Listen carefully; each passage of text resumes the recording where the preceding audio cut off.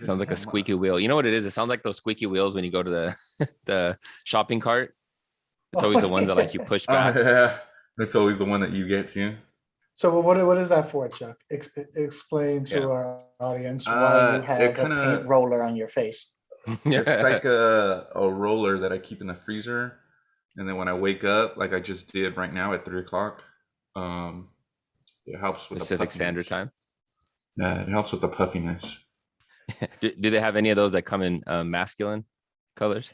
This is as masculine as it gets, dude. And we welcome everybody back to Not a Strong Start, a movie podcast by three filmmakers who love to exfoliate their skin, apply copious amounts of chapstick, and use rollers that are from the feminine section at department stores. I'm your host, Daniel DeSangre, also known as Mr. Iceman. I'm Jose Ramos, also known as Les Grossman. I'm Chuck, also known as Rooster. Yeah, are we doing farm animals? What's going on? Is this not the Tom Cruise episode? Oh, it is. But okay, if you're a rooster, you got to do a rooster crow. Come on, let's hear it. I'm not doing a rooster crow. You have to do one. Yeah. Come on, I don't what are even know you what that above this? sounds like. You just used a fucking roller, dude. You got to use a rooster. I don't even know what a Come rooster. on. I'm not. You're Latino. Just You do know what one. a rooster sounds like. You know what it sounds like. Our people have slaughtered them for years. All right. Anyways, let's just cut to the current events since we're not going to get a rooster crow. Kim Kardashian recently said that her Met Gala weight loss is no different than Christian Bale's acting transformation that he did for The Machinist. I need you guys' notes on this. As you guys know, I don't want to bring up pictures. I don't want to show it, but I'll show it on the screen. He lost a ton of weight and he looked like he was about 120 pounds, maybe about 115. So she says it was the same as her losing weight. I don't know about that. I mean, he looked like he could have been in, through 10 cents a month, you can support this actor. Like, that's pretty much what his like body ended up like. So I'm sure his technique might have been a tiny bit different than just a Kim smidge. Kardashian's. Just a smidge. What do you think he did for his role, man? I didn't read up on it. It looks like he did copious amounts of crank. Yeah. Meth? Probably didn't eat for like a year. Yeah, dude, that's brutal. Just and then I saw nothing him but doing Tic Tacs and water. Tic Tacs and water. I saw him also losing weight for a role he's doing recently where I saw him. It's like, dude, you don't have to keep doing that. Like, and when he gained weight for what was it, American Hustle? Dude, you didn't need to get that fat. They got prosthetics for that kind of stuff. You're terrorizing your body for no reason. He also did it for that boxing movie with Wahlberg. The fighter. Mm-hmm. Yeah, he didn't get to machinist thinness, but he got pretty close. Yeah, when he gained the weight back for Batman, apparently they were calling him Fat Man on the set because he gained like a little bit too much weight. Let's get to our actual episode, which is going to be a spotlight, an actor spotlight on Mr. Tom Cruise. Just because Top Gun Maverick came out, we've all now seen it. Jose just watching it today. We all got fresh takes on the movie, but we want to go through his whole career, talk about how awesome it's been. Not all of his movies have been hits. There's been some of them that a little questionable. But we definitely want to tackle all that. We want to get to some of his acting performances, which he's not a consensus where people consider him a great actor. Is that fair? I would think if you were to poll a bunch of people on their top 5 like favorite skilled actors, he probably wouldn't make many people's top 5. Yeah. Now, if you were to do entertaining actors, then you kind of have a different argument there because he puts out entertaining content. Mm-hmm. Absolutely. And my opinion about him is I feel he's a good actor. I feel he's a little underappreciated. I don't think he's just an action actor, which a lot of people try to associate him with. Some people think, oh, he just does Mission Impossible. He just does his own stunts. And he kind of fits within that category of being famous, right? Meaning like you're known more for being famous than you are for the actual skill, like you said about the acting. I think he's shown movies in his past where he's shown that good acting range.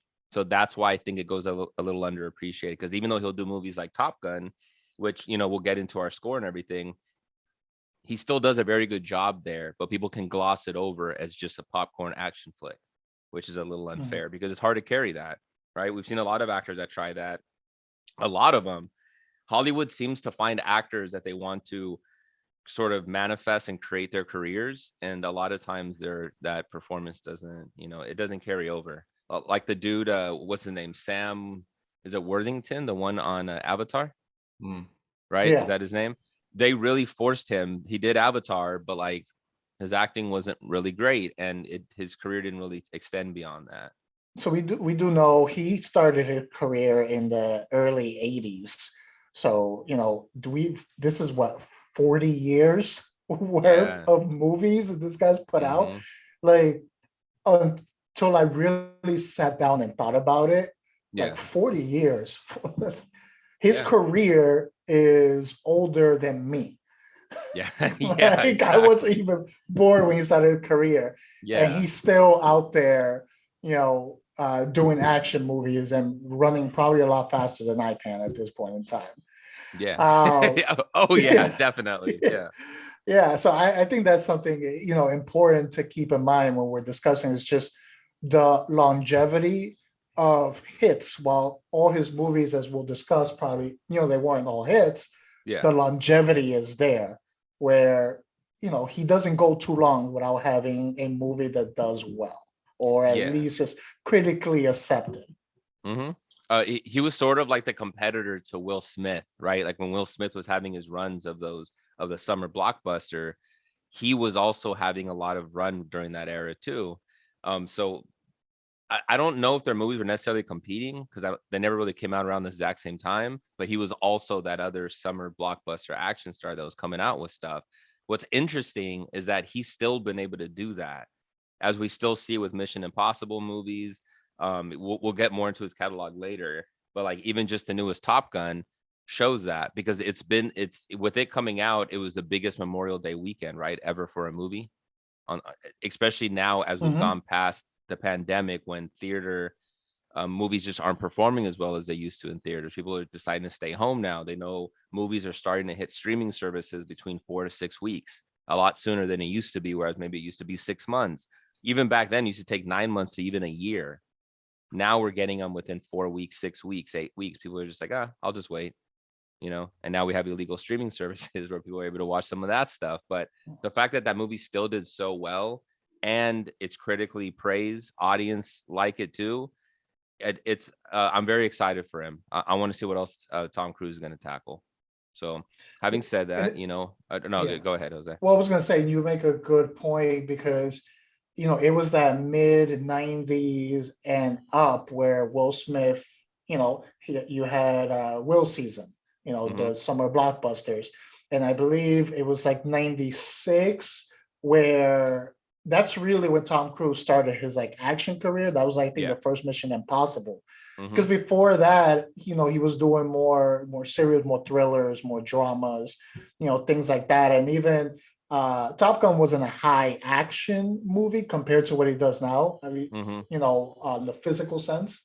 Yeah. So yeah, you are right. It all started around that same time frame. Yeah, especially when he had the movie like Days of Thunder, right? That came out after Top Gun. That one was a lot more action. They really try to focus on the high, the car racing, the speed chasing, the sound effects for that movie. Very loud, very in your ear. What do you think, Rooster? I think just to kind of circle back, like I think he is a good actor. I think that we saw that. I know it's been a while, but like Magnolia, like he was Hmm. awesome in that. And Yeah. so and I think for me, like Tom Cruise is just kind of all time, especially with the longevity, like Hmm. 40 years, and he's still, to me, I still feel like he's like a dying breed of like a movie star. Yeah. I think we've talked about it before, where there's not a lot of movie stars anymore. There's franchises, and there's Marvel and DC. Those are what gets people in the theater. But with Top Gun, like, the biggest Memorial Day weekend like ever, especially like post pandemic, and like you said, all the streaming services where people just wait anyway. Like, I'll just wait 4 weeks for like, and it's really good. And it's Top Gun. Like, yeah, it's nostalgic, and but there's a whole new generation of people who are liking this movie, going this movie, enjoying this movie, and I thought it was great. And Tom Cruise, to me, he's still a freaking movie star. So Yeah. let's start getting into his movies, man. The first one that he did that he's known for, I guess his biggest movie was The Outsiders. I know it wasn't his first movie, but it was his first big one. And in that movie, that cast was insane. I mean, you had the Karate Kid in it, you had Patrick Swayze in it. There was so many actors in that movie that it's kind of surprising that when that movie first came out, you'd have no idea that Tom Cruise would be the biggest star out of all of them. And yet here we are. You know what I mean? Especially when you had so many other actors that were more well known. He wasn't. I think that was still before he got his teeth fixed, right? I was just gonna say that too. That was like pre teeth fixed. Pre teeth fixed Tom Cruise, and he was still like who's this guy? You know, so man. It was good. I think what helped him, because that was a big year for him. I think that was his first like big year, because I think what helped him kind of pull out of that shadow of The Outsiders a little bit is I think he released Risky Business, I think, that same year too. Yeah. Yep. So then that allowed a little more focus to be put on him. I think that was his first like big year where he had multiple movies where it was like, oh, okay, who is this guy? Yeah, and Risky Business kind of dabbled in that whole 80s comic, like sort of that Ferris Bueller kind of world, but when you watch Tom Cruise's performance in it, it's very different. It's not very goofy comedy, even though like that's kind of what the tone of the movie is. He takes it a little more seriously, and with him being a lead actor in that movie, that's what really showed this guy can really do it. And I think that's what gave him so many opportunities. So The Outsider was good for exposure, but like you said, Jose, it was absolutely Risky Business that proved, okay, this guy's a star. You know, like you saw it. I mean, with him and Rebecca De Mornay that was in the movie, it was, you know, they had some intense scenes, man. And of course, the famous scene where he's in the underwear, he comes out with the glasses and all that. People still, there's kids that still mimic and do that stuff on TikTok. They have no idea what it is. Exactly. You still get people dressing up for Halloween in that costume, you know, with their chonies out. Yeah. just think. I mean, we'll get into it as we go through his movies. How many like iconic moments that are still like remembered and used, whether it's quotes or scenes, like till this day from his movies, and that's one of them. Please tell me you guys have seen Legend. I have not actually. I have not seen Legend. Have you seen it, Chuck? Which one's Legend? That's the one with the big demon, the devil guy with the red horns, and it's a fantasy movie where it's young version of him, and he goes to try to save a princess. But I remember watching it as a kid, and the demon in it, if I'm not mistaken, I think it's Tim Curry. Yep, Tim Curry. I knew it. It scared the shit out of me. So I remember, you know, like I told you guys, I've been watching Freddy. I've been watching horror movies since I was a kid. My older brother would always force me to watch them. I just got desensitized by it. But Legend, it was so freaky, and that performance from the devil was so crazy. But it doesn't feel like Tom Cruise in that movie, if that makes sense. It's a fantasy movie. It's very dark for kids. It shouldn't have probably been made for kids, but that movie was bananas. And then as we know, right after that, we got right into Top Gun 1. So how'd you guys feel about Top Gun when you guys first watched the original? Dude, I mean, what year was that? 86. 86. Yeah. It was fucking awesome because it was planes.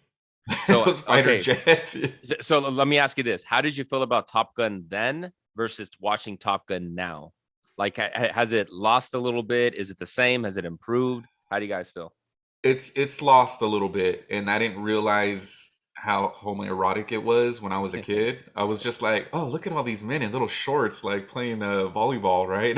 Like, nobody knew in the 80s. Nobody knew. Yeah.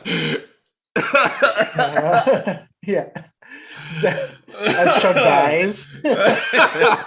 What are you choking on over there, Chuck? He thought of the little shorts. He's like, those little shorts. I was like, hold on real quick.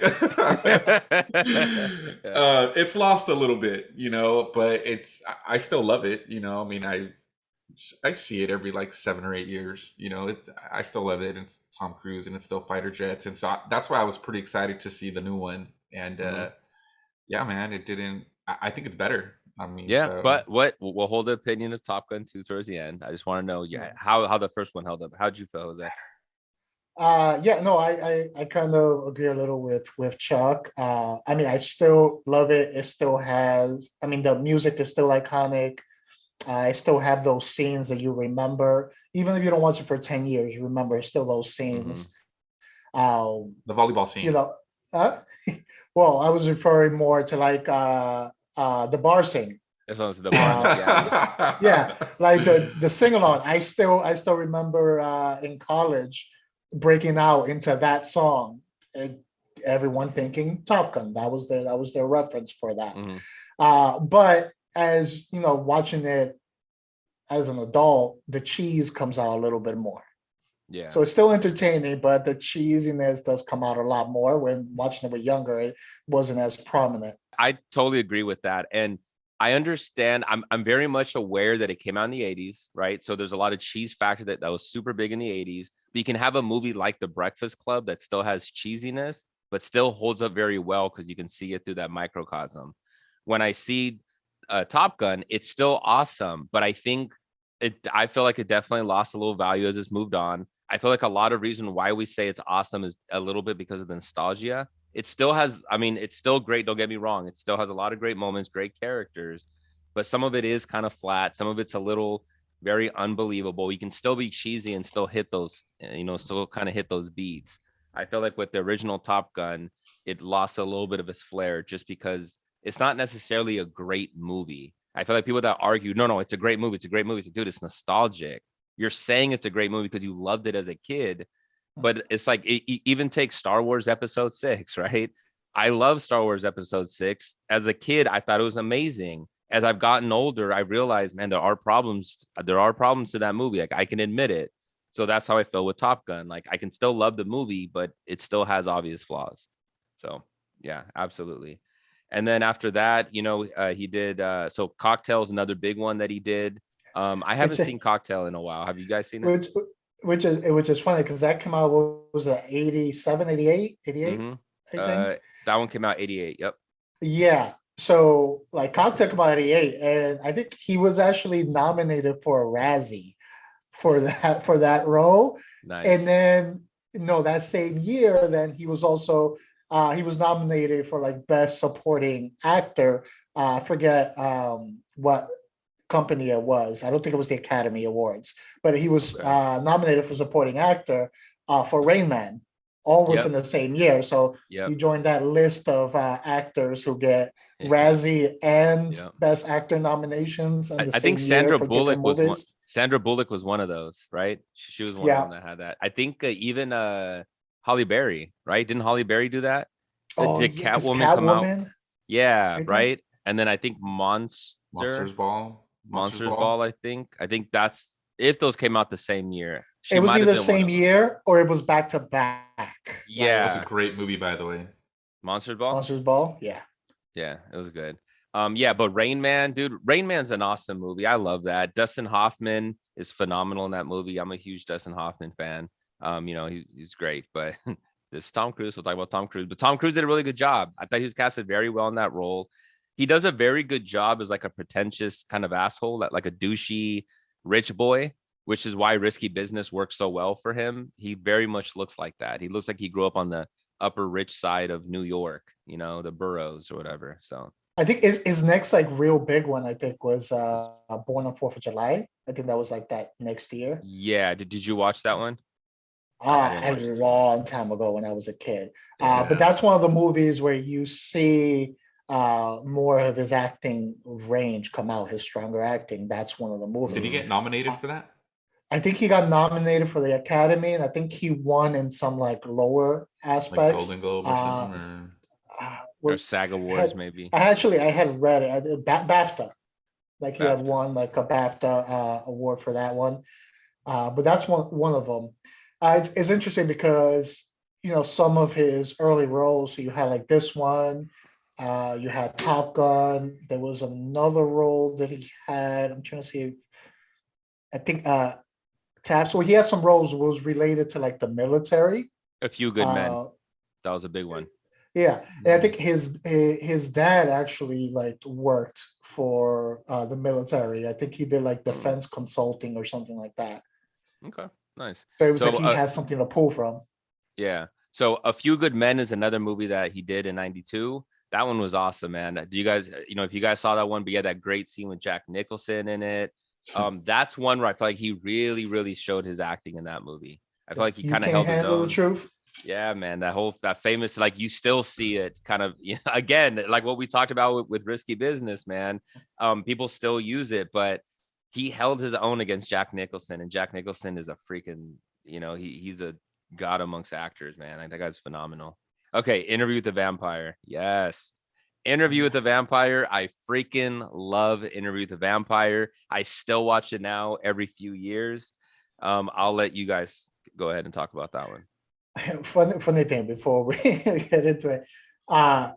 So with the Interview with the Vampire, when it was first like being made and he got cast, Anne Rice, who's the person who wrote the novel it is based off of, she actually spoke out against Tom Cruise being cast for the role. She did not like it at all. And then she saw the movie and she was so impressed that, she paid a few $1,000s to take out ad space to praise Tom and to apologize. That I respect that, man, because she said he was too much of a pretty boy, right? Like, oh, he's a pretty boy. That's not what Lestat was. I don't want to. He was phenomenal in it. How'd you feel about it, Chuck? I catch a lot of flack for liking Interview with the Vampire. Really? So I'm glad. Don't like it. Really? It's more of those, machismo kind of like, dude, you like that shit? And I'm like, yeah. I'm like, it's Tom Cruise and Brad Pitt. Oh, they're vampires. Dude, and Antonio Banderas, man. You got young Kirsten Dunst. Dude, That's Kirsten right. Dunst, that was like amazing in that role. Like, dude, I don't understand. And throw Christian Slater in there for good measure. Why not? You just sprinkle a little bit of Christian Slater on there. Yeah. I love that movie, dude. Like, I watched it like less than a year ago. Like, it's so good, and Chuck, you should ask those same people that are asking you that if they like Top Gun. Because I bet you a good portion will be like, yeah, Top Gun's great. They're like, dude, you watch that shit, Interview with the Vampire? And I'm like, yeah.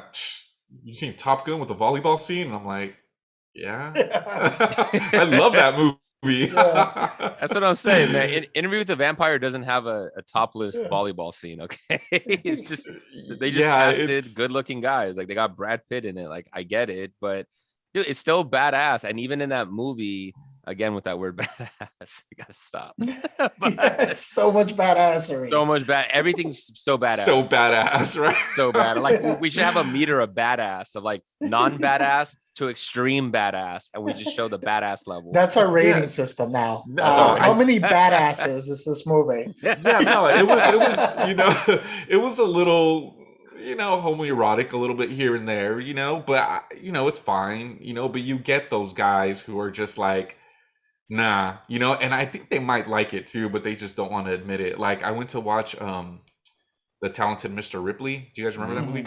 Yeah. And I watched it right in the middle of like Pacoima, right? Watch it, and I'm like, that's a great movie. Right when it ended, these like cholo dudes in the front, freaking homos, and then they walked out all mad.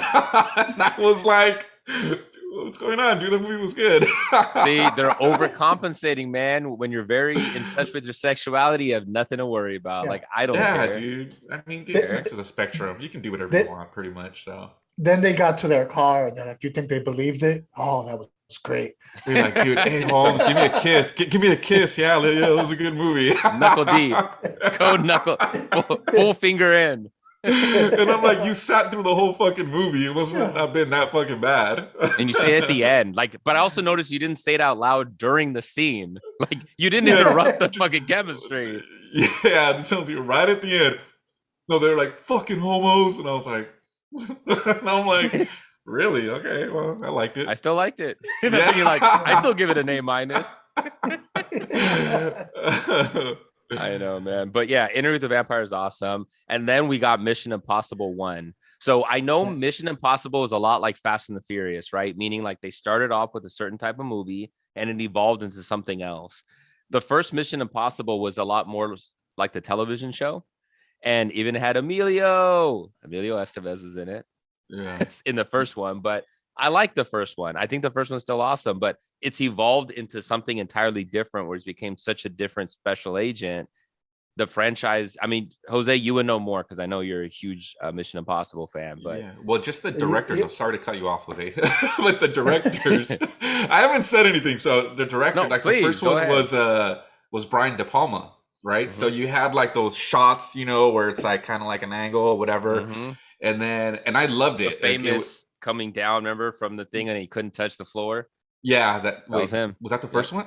That was the first Yeah. one. That was the That was first the one, first yeah. one. And then the second one was John Woo. So that was like a completely like different movie. Like De Palma Mm-hmm. was like, you had like Carlito's Way and stuff. Like it looked like that. Like it was, Tight shots. and then tight shots, Yep. right? And then with John Woo, it was just like, and to me, that was the weakest one, to be honest. I didn't like that one. No, And that's where I think they had to pivot the franchise was because of part two. I think it yeah, didn't do as well. Yeah. and it's funny. There's an actor, the bad guy in part two. I can't remember what his name is. I don't know if you got it on there, but he actually got offered the role of Wolverine for X-Men, but it conflicted with Mission Impossible 2. And so he was like, "Well, Tom Cruise calls you to be the bad guy. You got to go do it, right?" And he fucking that was it. And Doug Ray Scott. Yep. Doug Scott. Yes. I see it. Yep. Yeah. Oh, I also see it has Tom Cruise's cousin on there. that Yeah, But to I'm me, sure. I mean, it's just some trivial info. Like he gave up the iconic role of Wolverine in the X-Men movies to play the bad guy in Mission Impossible 2. So Nice. I don't know. So it's like if you look at it, this franchise is 26 years old now, and there's still one or two more movies coming out. So that's how Mhm. long he's been playing Ethan Hunt. But yeah, no, I feel you are right when you say like the series changed and pivoted.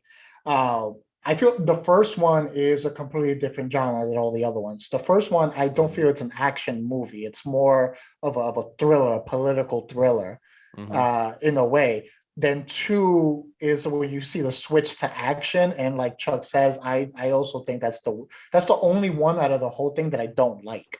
Yeah. It just wasn't really good. And then kind of three put it back on track.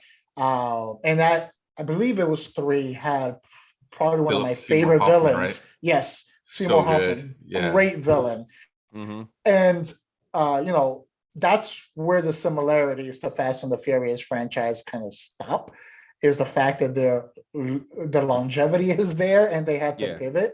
Yeah. Because I feel Mission Impossible has stayed consistently good, even improving in some of the later installments Mhm. compared to some of the earlier installments, which Yeah. It's you know rare. Yeah. you don't really you didn't get that with the Fast and the Furious series, where you had a good first one, a couple sprinkled in that were like at least decent, but then they were just like, we're gonna jump all the sharks. Yeah. Mission Impossible has kind of maintained at least stable goodness and then Mhm. improved. Yeah, for sure. And I think for Cruz, my favorite run of his was about between 92 through 2003 is what I'll say, because it started off with A Few Good Men. I'm just going to quickly briefly touch on a few of these. A Few Good Men, Interview with the Vampire, Mission Impossible, Jerry Maguire, That's Eyes another Wide. one with a Yep, iconic line. Show me the exactly. money, still Yep. used. Eyes Wide Shut, Magnolia, which I freaking love, Vanilla Sky, Minority Report. It's Oh, that Minority run. Report. That's what I'm saying. We'll quickly touch on all these, but that run of movies was like, okay, this is my favorite version of Tom Cruise was during that run, man. Eyes Wide Shut, I love Eyes Wide Shut, but we'll first start on Jerry Maguire. Jerry Maguire's still an awesome movie. Like you said, Jose, a lot of quotable lines from it. I still go back and watch it every sometimes. He's great in it. He showed his great acting range in it. As a sports agent, you completely see that. Again, he fits that criteria. So he did a great job with it. What are you guys' thoughts on Jerry Maguire? It was badass. Yeah, it was. No, because he's like the super agent, right? And it's Tom Cruise, and he's like super star, movie star, but then you got to see him vulnerable, you got to see him down, and he did a great and he played it well. He played it so fucking well, because you don't it's Tom Cruise. How can you see him being like he was kind of a loser, for Mhm. like most of the movie, and so I think it really showed off his acting and the character was just written so well. Like it's a great movie. Two Yeah. badasses. So Eyes Wide Shut. I freaking love Eyes Wide Shut. Stanley Kubrick's last movie. R.I.P. Stanley Kubrick. But the movie's great. When I watched it the first time, I kept trying to figure out what the hell is going to happen. Kept me intrigued. It's sort of like trying to figure out the puzzle. Still a phenomenal movie. The ending's super crazy. You still kind of left with questions that you're trying to solve yourself. Yeah, so I think actually my favorite Tom Cruise movie is Edge of Tomorrow with Emily Blunt. I Like love that that. movie. Fuck, it's so good, dude. It's so I wish more people would fucking watch it. Three badasses. Yeah. Five badasses. How many badasses? What's our scale? 1 to 5? We're just gonna keep climbing every episode, so I don't know. Yeah. Five Right now it's five. badasses. And it's funny. It was live, die, repeat was the tagline, and I Mhm. think at some Such a point good one. they even thought about changing the title from Edge of Tomorrow. Is that what it is? Edge of Mhm. Tomorrow Mhm. to live, die, repeat. It's basically an action movie of like Groundhog Day.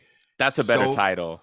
yeah, live, die, so fucking good. And I tell people watch this movie. What's that? I'm like, just fucking watch it. It's so fucking good.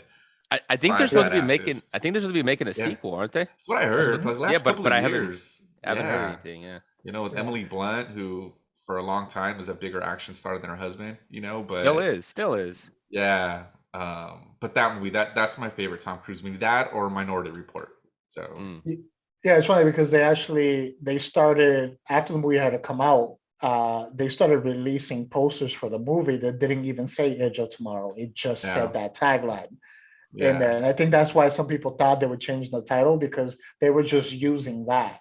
What one that I really and Dan mentioned it earlier, but to this day I still love Vanilla Sky. Every here and there I'll go and like rewatch it.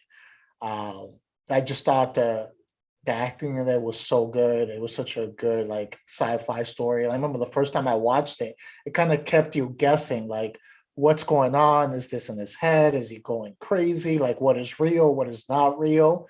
So that first time watching it was great. And the fact that I can watch it again, knowing where it's going and still be entertained, why that's one of my couple favorite ones from him.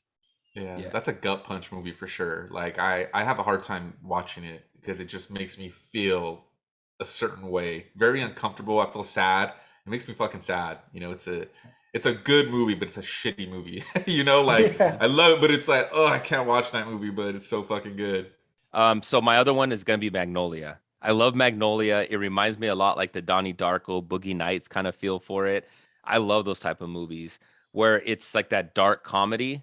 I love dark comedy. I thought his acting was so good in that movie, especially when he has the death scene with his father, where he's kind of trying to get that closure with him. Even where he plays, where he's on television, and he's supposed to be playing that what is it, that personality guru or something that he's doing.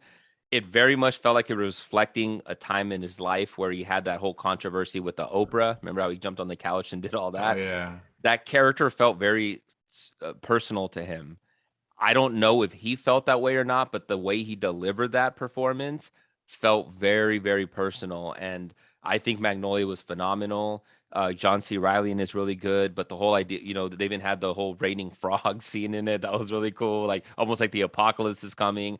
It was such a weird, fucked up movie.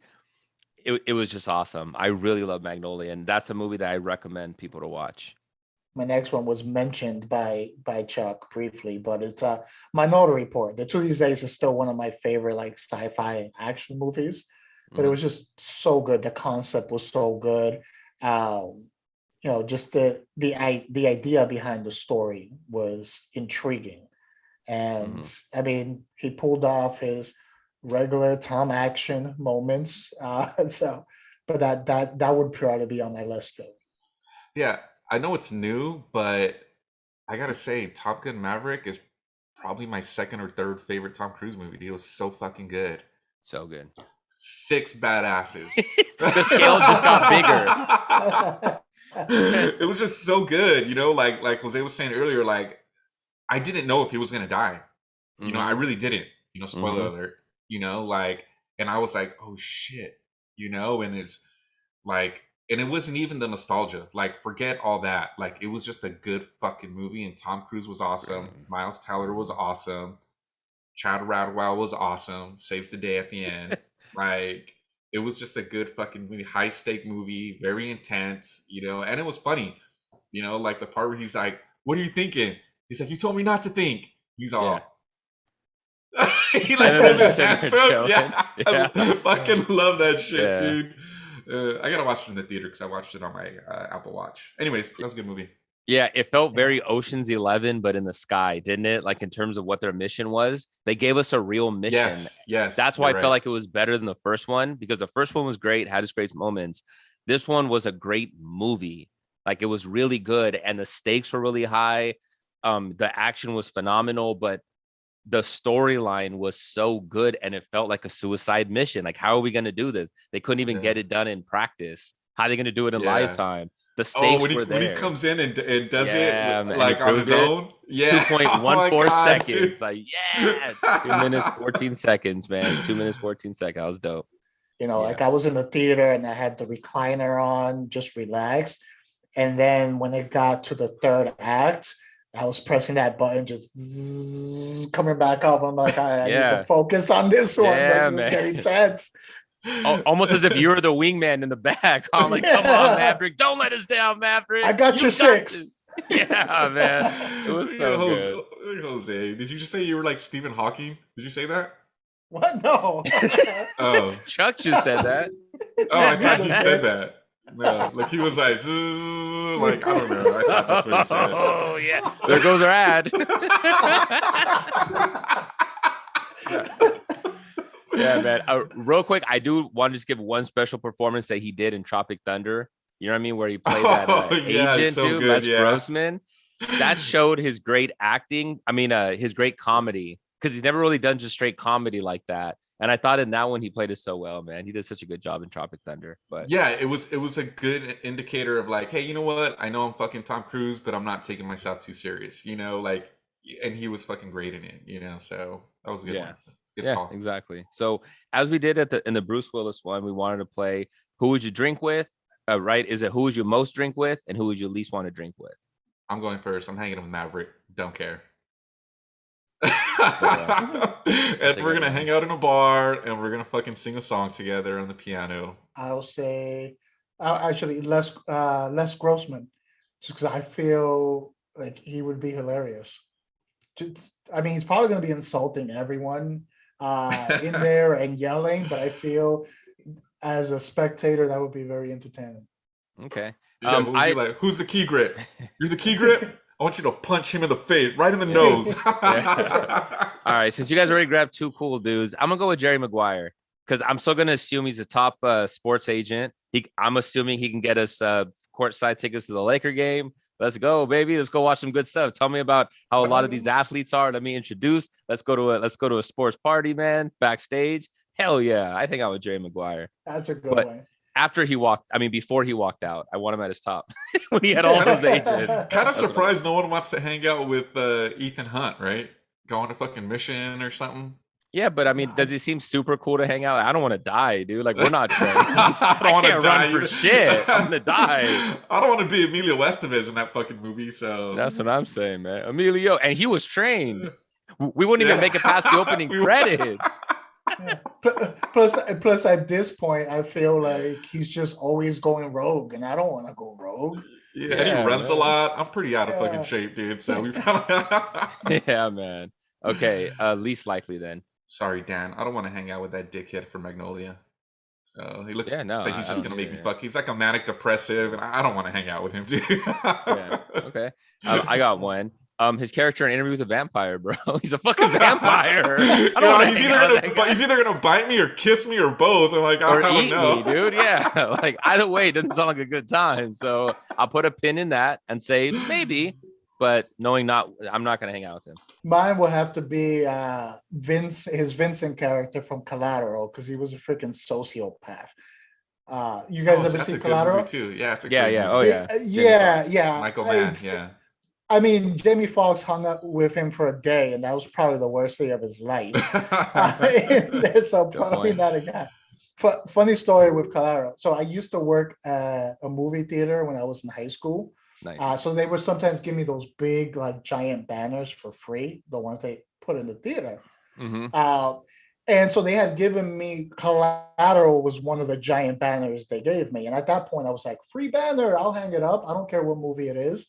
So I hung it up in my room. That was one of the many banners. And I had the slanted ceiling because it was on the top floor. So this one night I woke up, and you know when you like wake up, it's kind of like that night terror. You can't move or anything. You're still half asleep. I woke up, my eyes are out of focus, and I see someone floating like over my bed, and I like freak out and I can't move. I'm like, yeah. As like I start to wake up and get moving, my eyes go into focus, and it's fucking Tom Cruise on the Collateral poster that was like right on my ceiling.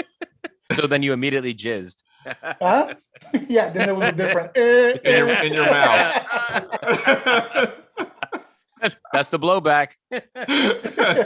All right, guys, what's on the queue? What Tom Cruise movie do you guys want to recommend to our listeners? Like I said earlier, Edge of Tomorrow, Live Die Repeat. Go fucking watch it. It's so good. So good. Just you gave it 5 badasses, right? 5 badasses or 6? 5 badasses, yeah. 5 badasses. Yeah. So it wasn't 5 out of 6 though. I mean, it's a 5 out of 6, not a 6 out of 6. Okay. Yeah, at that time, 5 was the highest you could go though. So. Got it. Yeah. Okay. Yeah. How about you, Jose? I'll have to say again, you touched on this earlier. I'll say Tropic Thunder, just because that role is so different for him than any other role he's ever played. That, you know, if you're a Tom Cruise fan, you need to see that role. Nice. Okay. I'm going to go Eyes Wide Shut. If you haven't seen it, watch it, because you're going to need to know what the hell is going on. Like the story just slowly unravels. It's super freaky, deals with the Illuminati and the rich folks. It's awesome, man. I love movies like that I'm trying to figure out and piece together. And it's one of those rare ones that you still can go back to and rewatch it. Anyways, guys, thanks for watching another episode. You can follow me on Instagram at king_sangre, SANGRE. You can follow us on YouTube. Please subscribe, like, comment, share. Follow us on Instagram and Twitter at Not a Strong Start. And I am Les Grossman. You can find me at This Is Me Nombre at IG. Chug, you can find me at Chad Radwell 12, I think. That's 12 out of 12 badasses now. 12 out of 12 badasses. All right. Thanks, guys. Peace.